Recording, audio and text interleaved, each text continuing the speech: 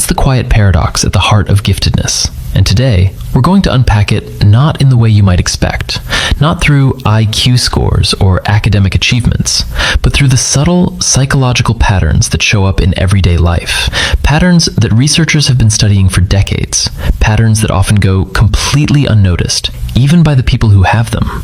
So, if you've ever felt like your mind works a little differently, like you feel things more deeply than others seem to, like you're always searching for something just slightly out of reach, stay with this, because what you're about to hear might explain a lot about yourself. The first sign is something psychologists call overexcitability. And no, that doesn't mean you're hyperactive or anxious. What it means is that your nervous system processes the world with greater intensity than average. The concept was developed by Polish psychologist Kazimierz Dabrowski, who noticed that gifted individuals tend to experience sensory, emotional, and intellectual stimulation far more deeply than others around them. For you, a piece of music doesn't just sound beautiful, it moves through you. An idea doesn't just interest you, it consumes you for days. A conversation doesn't just pass the time, it lingers in your mind long after it's over. This isn't sensitivity in the fragile sense, it's sensitivity in the deeply alive sense. And for many gifted people, this intensity has felt like a burden their entire lives, when actually, it's a signal. The second sign is that you ask why constantly, and you always have. As a child, you probably drove adults slightly crazy with your questions, not because you were being difficult, but because you genuinely needed to understand the reason behind things, not just the rule, and that hasn't changed. You find it almost impossible to accept information at surface level. You need to know the underlying mechanism, the deeper pattern, the real explanation. Cognitive researchers refer to this as a strong need for cognitive closure, but more accurately, gifted individuals often show the opposite of that. They're deeply comfortable sitting with open questions, complex ideas, and unresolved thinking. While others want the quick answer, you want the complete picture. That drive is one of the clearest markers of an unusually active mind. Third, you've always felt slightly out of sync with the people around you, not in an arrogant way, in a quietly lonely way. This is one of the most commonly reported experiences among gifted adults, and it's also one of the least talked about. Researchers at the Gifted Development Center have found that gifted individuals frequently report feeling like they don't quite belong, that conversations don't go deep enough, that humor is misread, that interests don't align.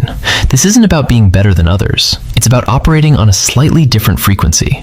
And when you spend years trying to tune yourself down to match the people around you, it creates a kind of low-grade exhaustion that's very hard to name. Here's something worth sitting with for a moment. These first three signs, the intensity, the questioning, the feeling of being out of sync, they don't usually look like gifts from the outside. They often look like problems. And that's exactly why so many gifted people move through life without ever recognizing what they carry. The fourth sign is a fierce, almost uncomfortable awareness of your own imperfections. Psychologists call this perfectionism, but not in the casual way that word is often used. This is something deeper. This is a gap, a painful one, between the extraordinarily high standard your mind sets and what you actually produce. And that gap creates a very specific kind of self-criticism. Gifted individuals often hold themselves to internal benchmarks that nobody else can see, which means that even when others are impressed by your work, you already know exactly where it fell short. Studies in giftedness research consistently link this internal perfectionism to high metacognitive ability, meaning your brain is unusually good at evaluating its own thinking. That capacity is rare, but it also means you're your own harshest critic, almost by design. Fifth, you learned early how to hide how smart you were. This one is subtle, but it's real. Many gifted individuals, especially those who grew up in environments where standing out felt unsafe, develop what researchers call intellectual camouflage. You learn to slow yourself down in conversations, to let others speak first, to not ask the question you already knew the answer to. You learned that being too much, too curious, too intense, too fast, made people uncomfortable. So you adjusted, and over time, that adjustment became second nature.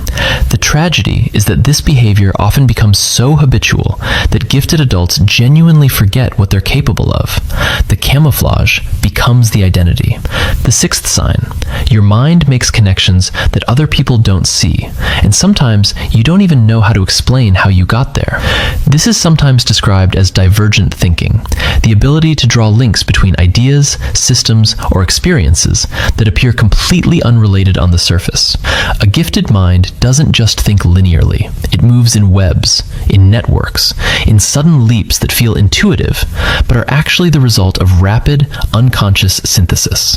Neuroscience researchers have found that gifted individuals often show greater neural connectivity between regions of the brain that don't typically communicate, which means your brain is literally wired to find patterns others miss.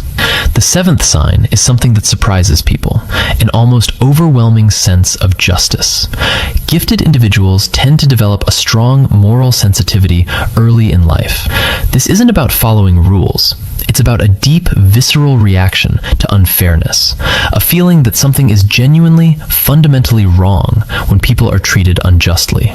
This can make navigating the world emotionally exhausting, because the world, as you've noticed, is full of small injustices that most people simply move past, and you struggle to do that. Eighth, you have a strange relationship with boredom. It's not just that you get bored easily, it's that boredom for you feels almost physically uncomfortable. Researchers link this to what's known as high needing for stimulation, a lower threshold for understimulation in individuals with highly active prefrontal cortex functioning. In plain terms, your brain requires more to stay engaged. When it doesn't get that input, it doesn't just idle. It starts generating its own stimulation through worry, through fantasy, through restlessness. What looks like distraction from the outside is often your mind searching urgently for something worth thinking about. The ninth sign. You feel emotions with unusual depth, and you've often been told you're too sensitive. The emotional world of a gifted person is not quieter than average. It is significantly louder. Research by psychologist Elaine Aron on high sensitivity overlaps considerably with giftedness research. What emerges is a picture of someone who processes emotional experience more thoroughly, more slowly, and more deeply than others tend to. This isn't weakness. This is a neurological reality. The amygdala, the brain's emotional processing center, appears to function with greater reactivity in highly intelligent individuals. You don't feel more because you're fragile. You feel more because your brain is built that way. And the 10th sign, perhaps the most telling of all, you've never quite believed the compliments people give you. This is called imposter phenomenon, and while it affects many people, it tends to run especially deep in gifted individuals. Because here's the paradox. The higher your internal standard, the more convinced you are that you haven't actually met it, even when the evidence says otherwise.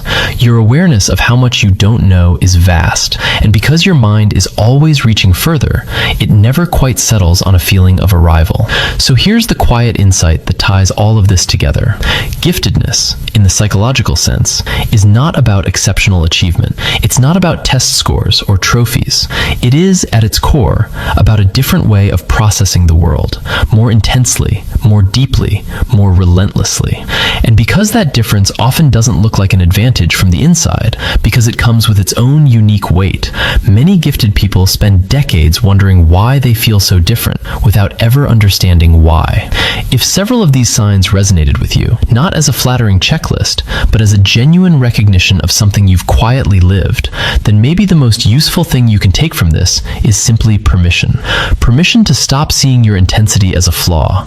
Permission to stop apologizing for how deeply you think, or how strongly you feel, or how impossible it is for you to stay on the surface of things.